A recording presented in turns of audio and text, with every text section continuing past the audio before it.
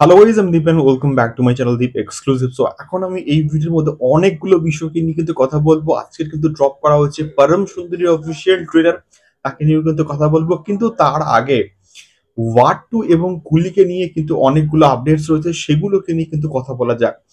Telugu states অর্থাৎ সাউথে কিন্তু কুলি এবং ওয়াট টু এর ক্লাসটা ভয়ঙ্কর লেভেলে কিন্তু হবে এবং সেটা পুরোপুরি কিন্তু ক্লিয়ার কাট হয়ে গেছে। জুনিয়র এনটিআর এর জন্য কিন্তু তেলেগুতে কিন্তু প্রায় 62% অফ শো কিন্তু ওয়াট টু একাই কিন্তু দখল করে নিচ্ছে এবং সেখানে কিন্তু প্রায় 38% শো কিন্তু পাচ্ছে হচ্ছে কোথাও গিয়ে কুলি। এবং সেখানে আরো একটা কিন্তু স্ক্রিনশট আমাদের কাছে এসছে যে একটা একটা অফিসিয়াল মানে কোম্পানি আর কি, তারা কুলির জন্য কিন্তু পুরো 14th অফ আগস্ট কিন্তু ছুটি ডিক্লেয়ার করেছে। এটাও জাস্ট শুনে লিটারালি আমি ছিটকে গেছি, দারুণ একটা বিষয় না?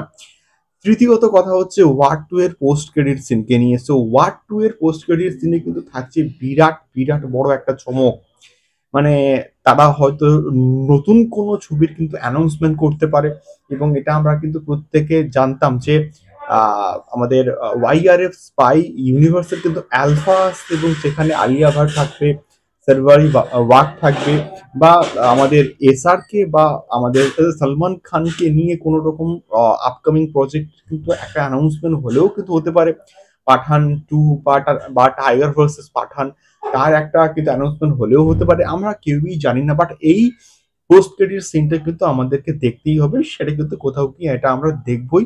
কেন আমরা ওয়ার্ড টু এর পোস্ট ক্রেডিট সিন না দেখে আমরা কিন্তু বেরোবো না। প্রথম কথা হচ্ছে এটা।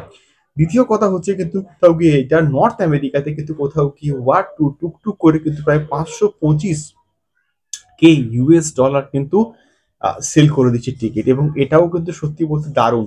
এবং আশা করা যাচ্ছে যে কোথাও গিয়ে এটাও কিন্তু 1 মিলিয়ন ইউএস ডলার কিন্তু কোথাও গিয়ে সেল করে দেবে টিকিট। দেখা যাক কেমন হয় বিজনেসটা কিন্তু কোথাও গিয়ে ওয়ার্ড টু এর ক্ষেত্রে নর্থ আমেরিকাতে।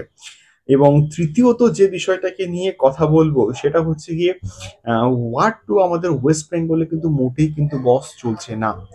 ওয়াট টু যে লেভেলের শো পাওয়ার কথা ছিল সেই লেভেল প্রথম কথা শো কিন্তু দেওয়া হচ্ছে না, এবং তার জন্য কিন্তু এসভিএফ এবং কোথাও গিয়ে আমাদের ওয়াইআরএফ এর মধ্যে একটা ক্যাচার লাগলেও কিন্তু লাগতে পারে, যেহেতু এখানে ধূমকেতু সমস্ত শো কিন্তু খেয়ে নিচ্ছে।